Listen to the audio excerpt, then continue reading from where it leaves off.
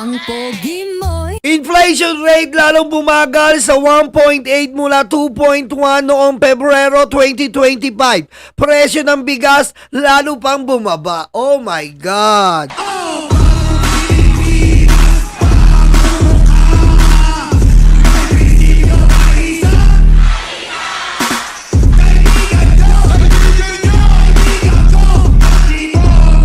Hoy! Hoy! Ayan po si Ma'am Eva Punsalan. Thank you. Sakto ah. Sakto. Ayan po si Ma'am Eva Punsalan. Ayan po ang ating inflation rate bumaba po. Ibig sabihin pag bumababa po ang inflation rate, if the inflation rate goes down, the economy goes up. Okay? That's the reality. So we'd like to congratulate our beloved president for doing this job well done. Okay, Mr. President, thank you again and again. At may rally po sila sa Antipolo, hindi tayo nakasama. Susunod na lang tayo makasama. We have so busy right now.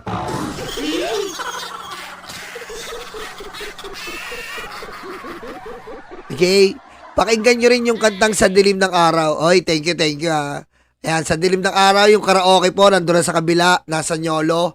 Nasa Nyolo po na channel natin. May channel pa tayong isa, yung Nyolo, na 150k subscriber. At thank you sa mga sumusuporta talaga. Okay, dumako tayo. Ay, X natin to. Okay, dumako na tayo dito. Okay, paring Cheese Escudero. Ito po i-ano lang po natin yung PhilHealth. Pero kaugnay ng PhilHealth, hayaan nyo sagutin ko na muna yon. Hindi ba nila nakita at nabasa? Nagdagdag ng benepisyo ang PhilHealth nung napalitan lamang yung head ng PhilHealth? Tingnan mo, yan po ang problema. Huwag po natin gawin tanga ang mga sarili natin. Ang PhilHealth po, problema nila kumpanya. Kahit ano pong subsidy ng gobyerno, kahit ano pong bigay ng gobyerno, kung ang PhilHealth po will not function well, okay, the effect is also nothing.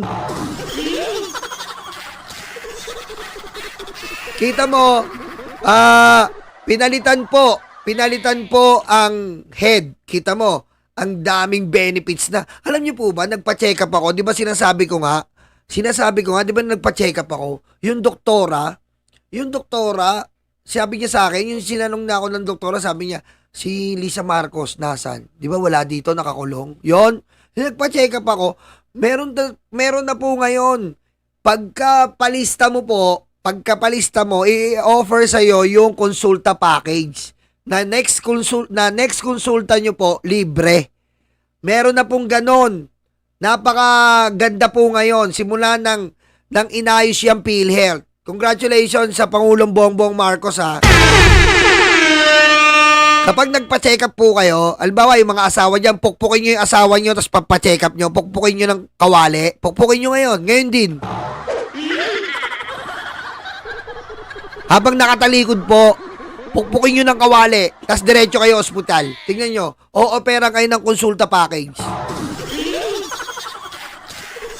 Mami Irene, Daddy Arvin. Meron po ngayon konsulta package na kapag nagpa-konsulta ka, yung next konsulta mo, libre na. Ipapasok sa PhilHealth. Yan ang maganda. Yun po yung sinasabi natin, hindi na ini-inquire online, gaganong-ganon, di ba? In-increase yung coverage sa iba't ibang ospital, in-increase yung coverage ng iba't ibang sakit, yet without the additional subsidy. Dahil yan naman ang sinasabi namin noon pa, ang problema ay hindi dagdag subsidiya. Sobra-sobra ang pera ng PhilHealth. Ang problema ay nasa namumuno ng... Yun nga yung problema sa PhilHealth eh. Nasa namumuno po yung problema. Kasi po, pag ang namumuno mo, kahit nga umaapaw yung pera, kaso hindi naman bina-validate ang mga membro, hindi binibigyan papahalaga yung mga membro na katulad natin, abay walang kwenta.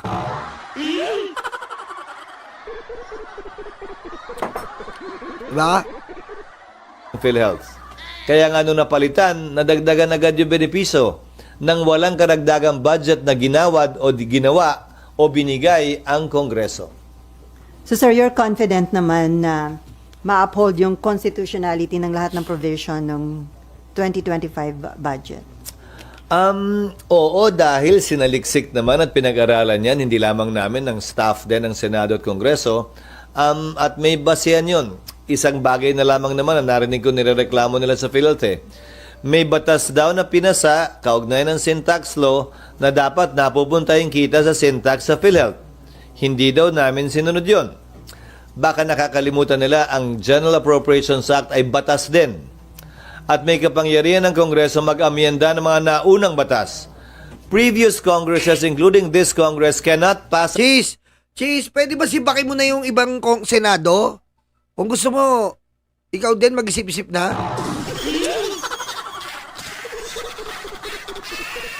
Ewan ko. An irrepealable law. Porkit ba pinasa no nagdaang Kongreso sa sin tax law na dapat ibigay yon, obligado na kaming sundin yun kada taon? Paano kung hindi na yun ang panawagan ng pagkakataon? Tulad nga ngayon na sobra-sobra na ang pera ng PhilHealth na hindi naman ginagamit. Paano pag dahil sa kalamidad ay magpasako ng bill tulad na nabanggit ko noon sa inyo na kalahati ng kita ng customs dapat mapunta sa Bicol para makabangon agad sa mga bagyo? Kahit na ba wala ng bagyo, hindi na binabagyo ang lalawigan ang rehiyon ng Bicol, susundin pa rin yun ng mga susunod na Kongreso. Sa lahat ng budget, 10, 20, 30, 50 years from now, may kapangyarihan ng Kongreso baguhin ang mga naunang batas na pinasa ng Kongreso at hindi pwedeng itali ang kamay ng mga Kongreso in the future ng kasalukuyan o nagdaang Kongreso. O yan yan po yung sa PhilHealth. I-update ko lang kayo para malinaw kayo sa sinasabi dito ni Cheese bilang Senate President. Ay, ka lang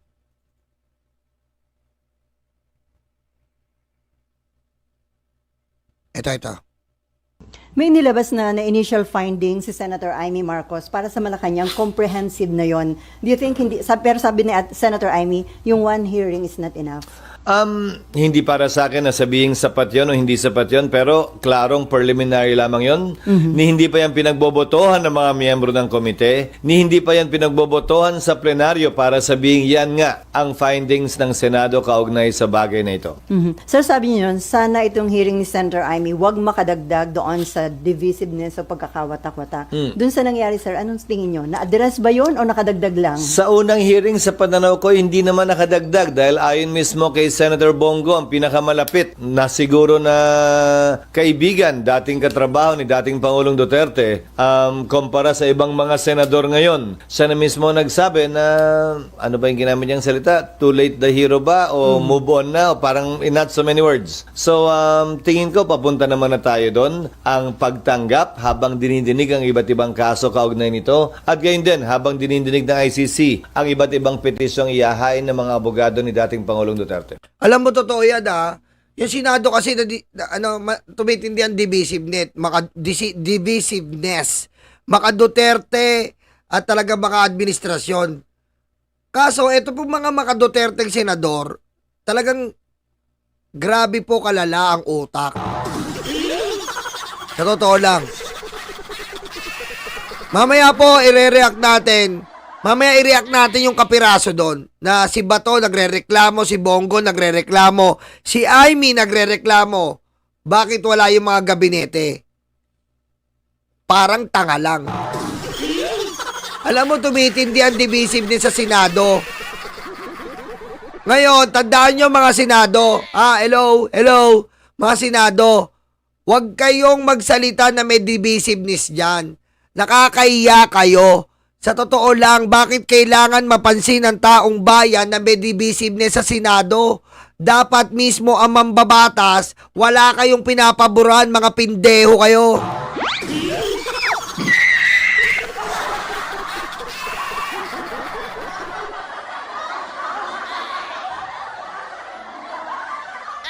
Dapat mismo kayo, wala kayong pinapaboran. Ang pinapaboran nyo, yung kapakanan ng mamamayan. Hindi kayo pumapabor kay Duterteng Betlog. Hindi kayo pumapabor kay Bongbong Marcos. Kita mo yung Quadcom. Nakita mo ba? Ganun dapat ang makita sa inyo. Kita mo yung Quadcom. Pag nagsasurvey ako, nakakaiya yung Senado, buti pa yung Quadcom. Ang daming nalabas na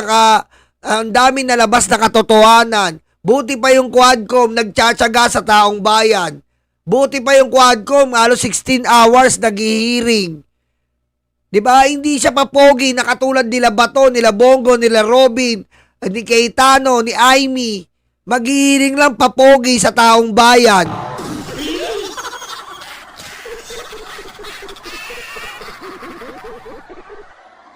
Kita mo, ganyan ang Senado natin ngayon, napakawalang kwenta sa lahat ng Congress. Itong 19th Congress ng Kongreso, ng Kongreso sa Senado, grabe po talaga.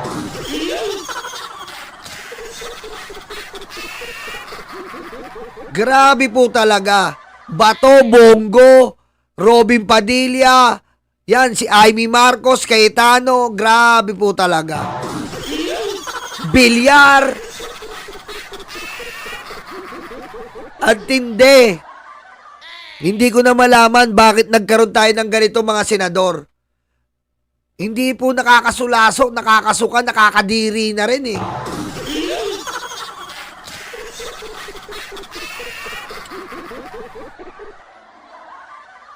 Maghihiring, magpapapogi lang eh. Maghihiring para lang may mas mema lang eh. Hindi, wala naman talaga. Asa yung Pidea Leaks ba to? Oh, asa yung Pidea Leaks mo? Asan? Ilabas mo! Anong batas? Ha? Anong batas? Anong batas? Ha? Anong batas mo doon? Sa Pidea Leaks mo? Asan? Anong pecha na? Lang kwenta eh. Ito, political dynasty.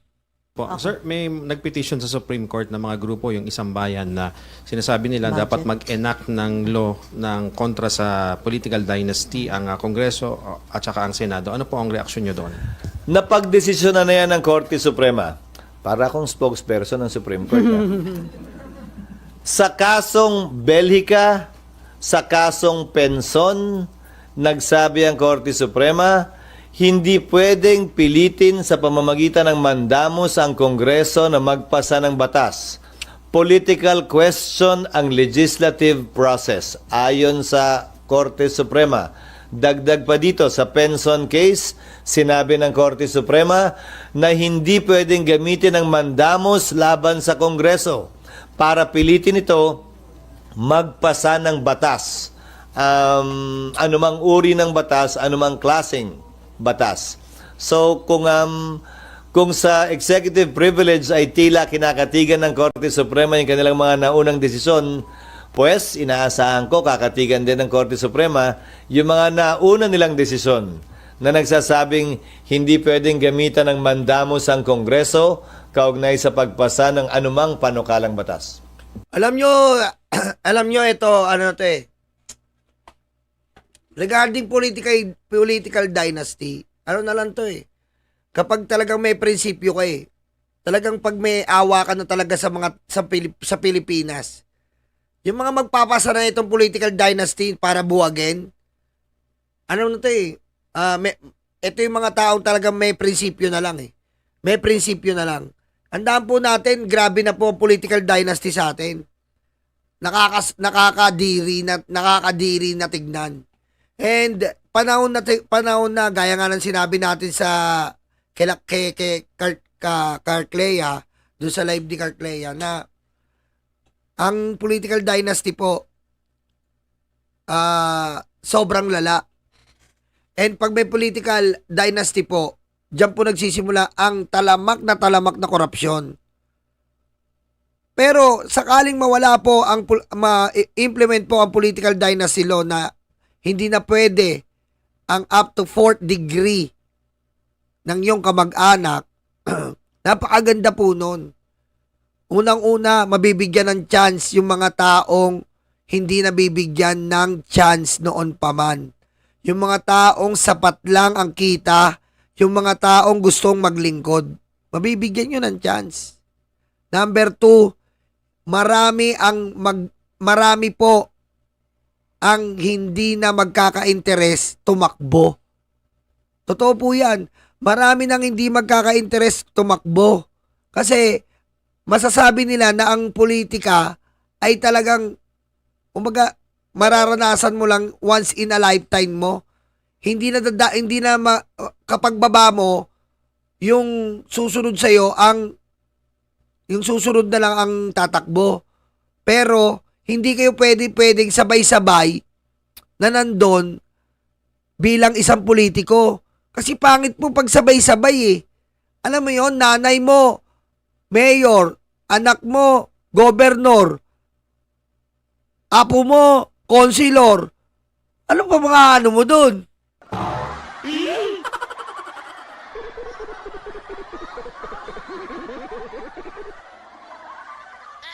Oh, tapos nagbe-breastfeed pa yung apo, nire-ready na.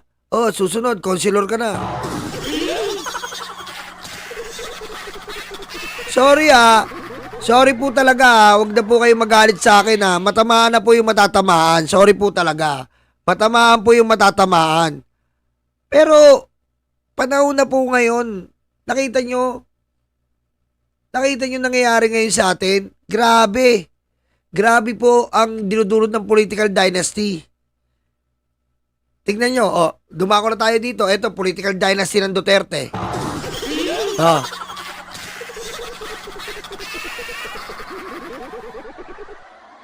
Ito, political dynasty. A city of zombies. Yan dito na tayo sa topic natin.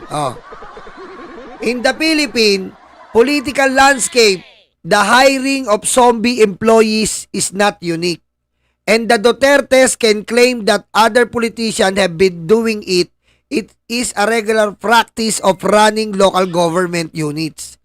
If they say this, they are truly saying the truth with themselves as the role models for doing such an anomalous practice. Ibig sabihin, akala mo itong mga Duterte, ganun magsalita, pero grabe sila sa ghost employees.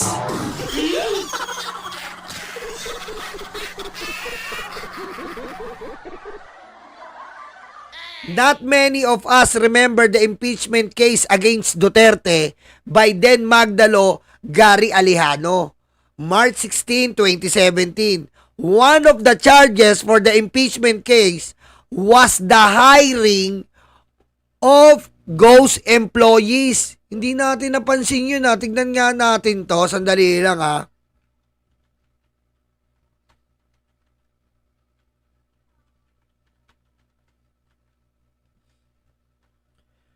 Hindi natin nakakita yung dati ito.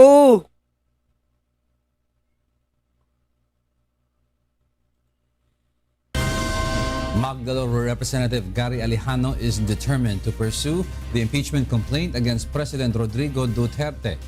Monokson will tell us why. Magdalo Representative Gary Alejano is preparing a supplemental complaint to strengthen his impeachment complaint against President Rodrigo Duterte. This is despite numerous requests for him to pull out his complaint, especially since Vice President Leni Robredo is directly affected by the issue. Kitang-kita ho na itong pag-file ng impeachment laban kay Vice President ay diversion doon sa issue sa pag-file kay President Duterte. At maraming ang nanawagan na bawiin ko yung impeachment complaint para hindi madamay si Vice President. So ginawang bargaining chip. In a forum where Alejano attended, he argues that the agreement between President Duterte and China over the West Philippine Sea and Benham Rice is a betrayal of public trust. Alejano says he will also mention in his complaint the alleged 1 million peso assistance given by the President to the New People's Army as a ground for impeachment. Meron hong sikretong... Ayan po yung sinasabi sa article. 'Di ba? Yung impeachment complaint dahil nga si Digong po ay taksil sa bayan, halik sa betlog.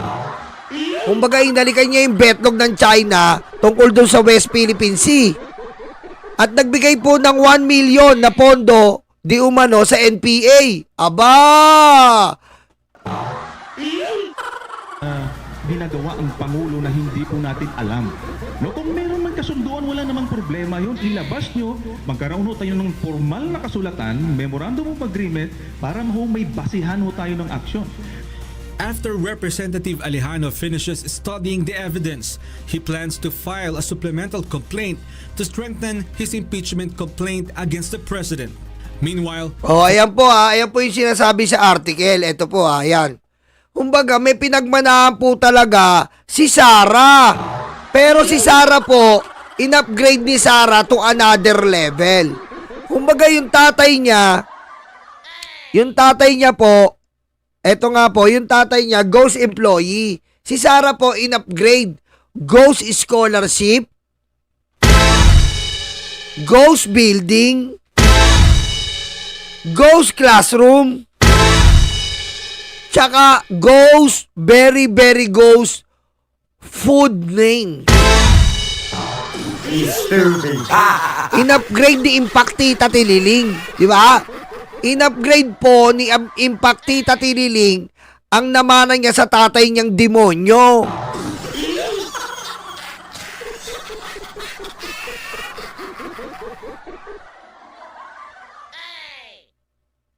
Eto. Several netizens have posted that memes that Davao City is one of the scariest cities in the world with more than 11,000 ghost employee. Utek!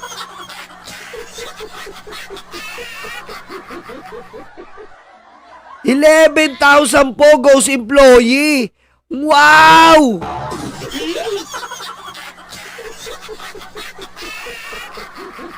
Grabe talaga, no? Tapos pagdating nung presidente, akala mo kung sino, no? I hate drugs. Si Chongkiti lang, chonke-chonke. Tek, no? Eto na.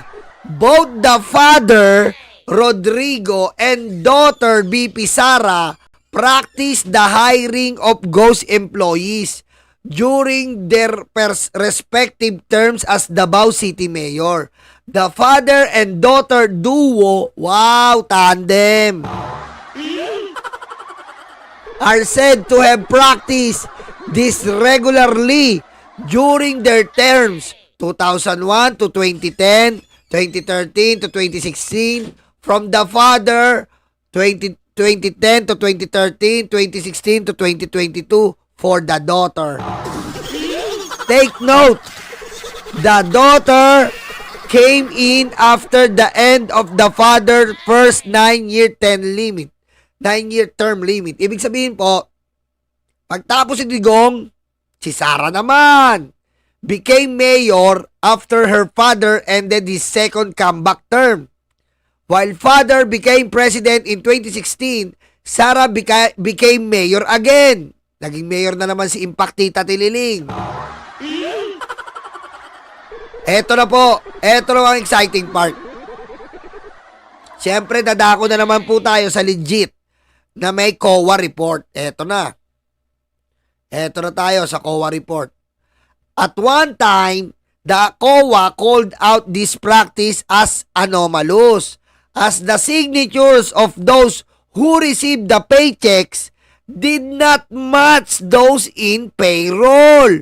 Ayan na naman, mga kamag-anak ni Mary Grace Piatos. Kung kumbaga sabi ng COA, anomalous, may anomalya.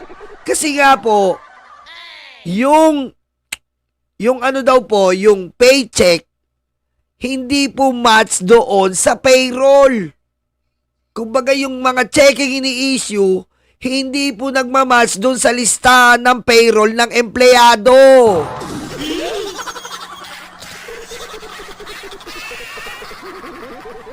I just wonder how this COA ruling was responded to by both father and daughter.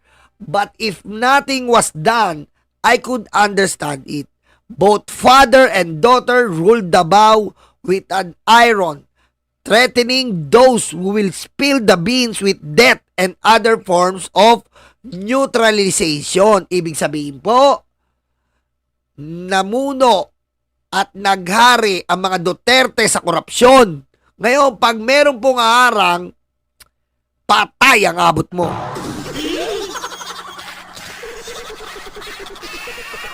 They were also were not the exemplars of being miser types of government administration. They are known to be spendthrift in using government money for the EJK and dubious confidential and intelligence. Ito po ang lumalabas ngayon na ang ghost employee po, eto po, pakita ko lang sa inyo, na ang ghost employee po ang ginagamit pambayad. Davao City, October 30, 2024. Davao City ghost employees early funders of Duterte EJK. Kumbaga, gaya nga po ng sinasabi ko sa inyo, ang pera ng taong bayan ang ginagamit ng mga Duterte pangpatay sa taong bayan. Sabi ni Charlie Whiskey, paano ba nakalusot sa COA yan? Nakalusot sa COA kasi sabi niya sa COA, papatayin ko kayo!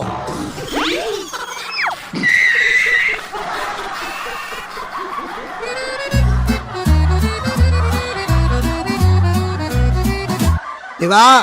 Gaya din po ng Commission ng Human Rights. Anong sabi niya sa Commission ng Human Rights? Ihuhulog ko kayo sa bangin.